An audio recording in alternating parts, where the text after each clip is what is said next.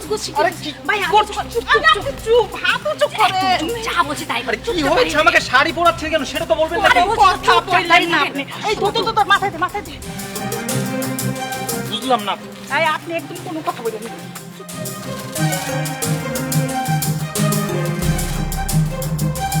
এই এখানে কোনো পুলিশ অফিসারকে যেতে দেখেছিস? না তো আমাদের দিকে কাউকে যাইতে দেখিনি একদম মিথ্যা কথা বলবি না। আমি তখন থেকে পুলিশটাকে ফলো করছিলাম, এখানে আসার পর হঠাৎ করে কি হাওয়া হয়ে গেল? আলাউদ্দিনের জিনি নাকি যে হাওয়া হয়ে যাবে? আরে ভাই কি বলছেন? আমরা তো এখানে অনেকক্ষণ থেকে দাঁড়িয়ে আছি রিকশার জন্য, রিকশা তো পাচ্ছি না। আর কেউ যদি আসতো আমরা তো অবশ্যই তাকে দেখতাম। আমাকে চিনিস? একদম একটা গুলি করব, মাথার এদিক দিয়ে ঢুকে এদিক দিয়ে বেরিয়ে যাবে। তোকে কি বলছি, তোরা নিশ্চয়ই দেখেছিস, তোরা দুজনেই দেখেছিস। বল বল কোথায়, বল। আরে ভাই আপনি বিশ্বাস কেন করতেছেন না? আমরা কাউকে দেখিনি, আমরা তো এখানে রিস্কার জন্য অপেক্ষা করতেছিলাম। আচ্ছা, রিক্সার জন্য অপেক্ষা করছিস, তার মানে মাটির নিচে ঢুকে গিয়েছে না? ওই যে গেল, কতক্ষণ যাবত ফলো করছি, এখন এই জায়গাটায় এসে সে নাকি হারিয়ে গেল।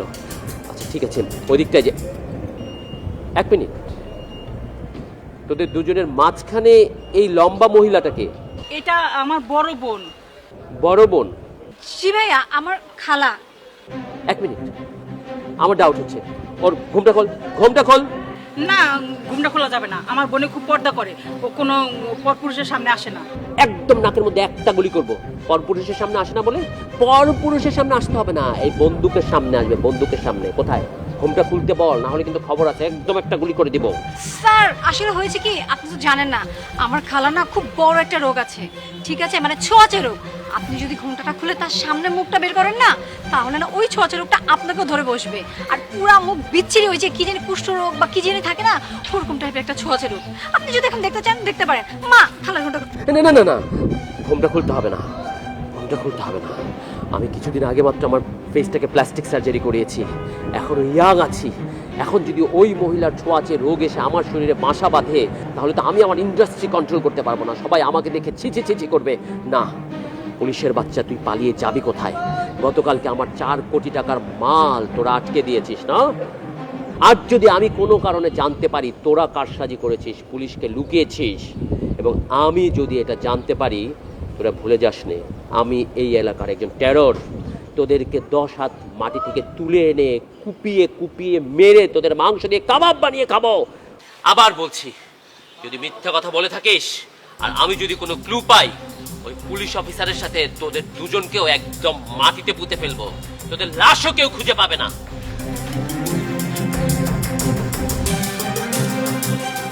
এখন বুঝলেন তো কেন আমরা আপনাকে শাড়ি পরাইছি? বুঝছেন? আপনাদেরকে অসংখ্য ধন্যবাদ। আচ্ছা বলেন তো, ওদের সাথে আপনি কি সমস্যা? আসলে ম্যাডাম হয়েছে কি, ওনার নাম হচ্ছে সৈকত, এই শহরের শীর্ষ সন্ত্রাসী। ওনার আন্ডারে আরও কয়েকজন কাজ করে, বিভিন্ন অবৈধ কাজের সঙ্গে জড়িত উনি। কালকে একটা চোরাচালান চলতেছিল তাদের, আমি আমার ফোর্স নিয়ে তাদের সেই চোরাচালান আটকিয়ে দিই, এবং তারা আমাকে ঘুষ দেওয়ার জন্য অনেক ইনিয়ে বিনিয়ে কথাবার্তা বলেছিল। সব পুলিশ তো আর সমান না, এটা আপনারা জানেন। আমি আসলে ঘুষের পক্ষে না, আমি তাদেরকে বলেছিলাম আমি ঘুষ নিব না, এবং তাদের সেই চোরাচালান মালগুলো আটকে থানায় নিয়ে যাই। এরপর থেকেই তারা আমার পিছনে লেগে যায়, আমাকে খুঁজতে থাকে, আর আমাকে খুঁজলে তারা অবশ্যই আমাকে মেরে ফেলতো। আপনারা তো দেখেছেন তার হাতে পিস্তল ছিল, আর আমি এখানে একলা দাঁড়িয়ে আছি। এখন যদি আপনারা না এসে আমাকে হেল্প করতেন, তাহলে আমার কী হতো আমি নিজেও জানি না। আপনারা আমার অনেক বড় একটা উপকার করেছেন, আপনাদেরকে অসংখ্য ধন্যবাদ। ইটস ওকে ভাইয়া, আসলে আমরা যেটা করেছি সেটা মানবিক দৃষ্টিকোণ থেকে করেছি। আর শুনলেন তো, উনি নাকি আমাদেরও খুঁজছে। উনি যদি জানতে পারে আমরা আপনাকে হেল্প করেছি, হয়তো বা আমাদেরও 12টা বাজিয়ে দিবে। এনিওয়েজ হ্যাঁ, আমরা তাড়াতাড়ি এখান থেকে চলে যাই, আপনি আপনার খেয়াল রাখবেন। হ্যাঁ, আমার মনে হয় সেটাই ভালো হয়, আপনারা এখান থেকে চলে যান, আর বাকিটা আমি সামলে নিচ্ছি। আগে সে যুগ কিন্তু এখন নেই, বেশি কথা বললে কিন্তু ঠাস করে গালে একটা চল লাগাবো। পুলিশের গায়ে হাত তুলতে চাইলি কেন? কি হয়েছে, কি হয়েছে ভাই? সব পুলিশ কি খারাপ? প্রশাসনে যারা কাজ করে সব প্রশাসনের মানুষ কি খারাপ? বলেন আমাকে। কিছু পুলিশের কারণে সবার বদনাম হচ্ছে। আচ্ছা, সব পুলিশ কি সেখানে গিয়ে ইস্যু তৈরি করেছিল বলেন? দেখ, উনি কিন্তু ঠিক বলেছে, আমরা অন্য একটা ইস্যুকে কেন্দ্র করে সবাইকে সবসময় দোষ দিতে পারি না। আমাদের এখন দেশে এত নিরাপত্তাহীনতা কেন? কারণ পুলিশ ঠিকমতো কাজ করছে না, এবং আমরা পুলিশের উপর ট্রাস্ট করতে পারছি না। আজকে যত্রতত্র রাহাজানি ছিনতাই বেড়ে গিয়েছে কেন? কারণ আমরা পুলিশের উপর বিশ্বাস করতে পারছি না, এবং পুলিশ তার দায়িত্ব পালন করতে ভয় পাচ্ছে। আচ্ছা ধর, ঘরের একজন যদি খারাপ হয়ে থাকে, পুরো পরিবারের মানুষ খারাপ? তাই না? যদি একজন লোক রাজাকার হয়ে থাকে তাহলে পুরো বাংলাদেশ কি রাজাকার?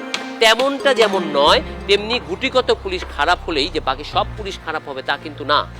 দিন শেষে আমাদের যত কিছুই হোক, আমাদের কিন্তু দিন শেষে একজনের কাছে যেতে হয়। কোনো ঝামেলায় পড়লে, কোনো বিপদে পড়লে, ঝগড়া হলে, ছিনতাই হলে, মারামারি হলে কোথায় যাই? আমরা পুলিশে কমপ্লেন করব। আমাদের কিন্তু ওই জায়গাটায় যেতে হয়। এখন কিন্তু ওই জায়গাটায় যাওয়ারও জো নেই। হ্যাঁ সৈকত ভাইয়া, তুমি ঠিকই বলেছো। আমার একটা ফ্রেন্ড আছে, ও পুলিশ। তুমি জানো কিছুদিন আগে আমার মোবাইল চুরি হয়ে গেছিল, তখন ও নিজে থেকে মাত্র 2 মাসের মধ্যে আমার মোবাইলটা উদ্ধার করে দিয়েছিল। মনে আছে মা? আমি সেটাই বলি, আমাদের যেটা করতে হবে সেটা হচ্ছে সত্যকে সত্য বলতে হবে, মিথ্যেকে মিথ্যে বলতে হবে। আইনের লোককে সঠিকভাবে সহায়তা করবে। আর আপনাদেরও এই যে ইউনিফর্মটা পরেছেন, এটা সত্যটা রাখতে হবে। গুটিকত মানুষের জন্য আমরা পুরো ইউনিফর্মটাকে দোষারোপ করতে পারি না, তাতে করে আমাদেরই ক্ষতি হবে। বুঝতে পেরেছিস?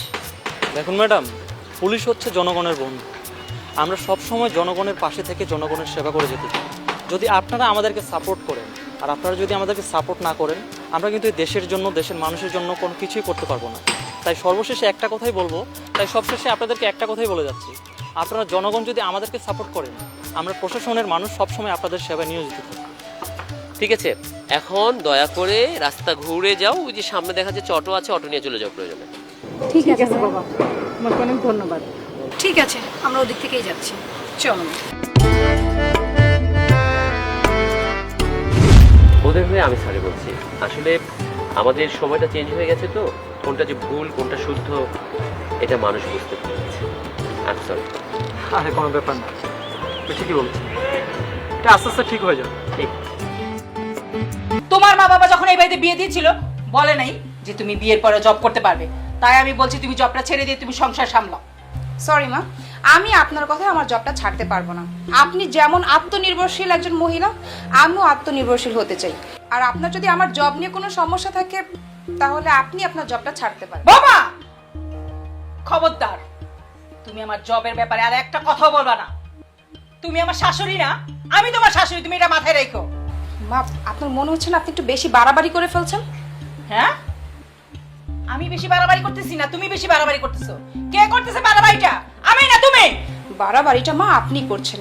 আপনার যদি আমার জব নিয়ে কোনো সমস্যা থাকে, তাহলে আপনি আপনার জব ছেড়ে দেন। আমি আপনার কথায় কোনো জব ছাড়তে পারবো না। বিয়ের আগেও যেমন আমি জব করতাম, বিয়ের পরেও আমি জব করবো। তাছাড়া আপনার ছেলের আমার জব নিয়ে কোনো সমস্যা নেই। আপনি আমার শাশুড়ি, আপনি আপনার মতো থাকবেন। শোনো, আমি তোমাকে যেটা বলছি তুমি সেটাই করো। তুমি জানি অতিরিক্ত কথা বলো। কি ব্যাপার মা, তোরা কি হয়েছে? ও চিল্লাচিল্লি কি হবে? তোর বউ বলছে আমি যেন জবটা ছেড়ে দিই, হ্যাঁ? আর কথায় কথায় আমার মুখে মুখে তর্ক করে। ওর সাহস দেখে আমি অবাক হয়ে যাচ্ছি। আচ্ছা তুমি বলো, মা আমাকে বলছে আমি যাতে জবটা ছেড়ে দিই। আমি জবটা কেন ছাড়বো বলো? মা নিজেও তো জব করে। মা আত্মনির্ভরশীল একজন মহিলা, আর আমি যদি জব করে আত্মনির্ভরশীল হতে চাই, এটা কি আমার দোষ? তাছাড়া জব করে আমি বাসায় এসে সমস্ত কাজ নিজের হাত দিয়ে করছি, কাজে তো কোথাও ব্যাঘাত ঘটেনি। তাহলে কেন আমার জব ছাড়তে হবে? কেন আমার জব নিয়ে এত সমস্যা? আচ্ছা বুঝছি। দেখো মা, আমি সারাদিন অফিস করার পর বাসায় আসি একটু শান্তির জন্য, কিন্তু আসার পর যদি দেখি তোমরা এই সামান্য কিছু বিষয় নিয়ে ঝগড়া করো, আমার কেমন লাগে? আমি তো শান্তি পাই না। আমি চাই তোমরা দুইটা মানুষ মিলেমিশে থাকো। আর ঠিক আছে, যেহেতু এত প্রবলেম, আমরা একটা কাজ করি, আমরা বাসায় একটা কাজের লোক রাখি। কি বলিস তুই? আমার এত বছরের সংসার আমি সামান্য একটা কাজের লোকের হাতে ছেড়ে দিব? না, এটা কখনোই হতে পারে না। তার চেয়ে বরং তোর বউকে বল, তোর বউ যেন জব ছেড়ে দেয়।